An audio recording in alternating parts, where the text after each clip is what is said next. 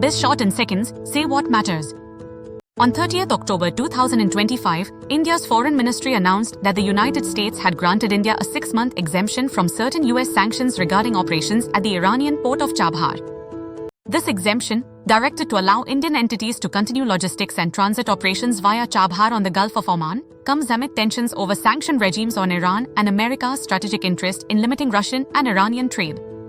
While the exemption provides relief for Indian agencies involved in transit of goods and strategic infrastructure linked to Afghanistan and Central Asia, it also highlights the delicate balancing act in India's diplomacy. Maintaining access to trade routes that bypass Pakistan's Port Karachi corridor while aligning with US concerns about Iran. Government sources said the waiver is valid through April 2026 and is subject to quarterly review, though details of conditions were not disclosed.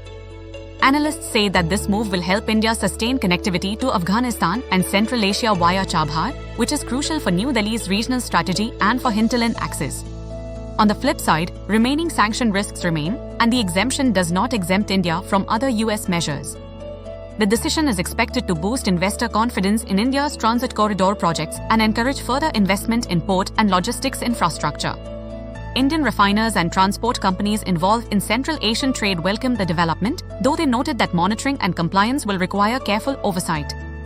Markets responded modestly. Shares of logistics firms with Chabhar linkages saw minor upticks.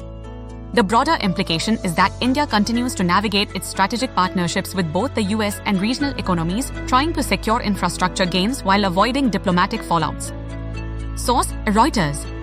Think business, think biz short. Tap to subscribe.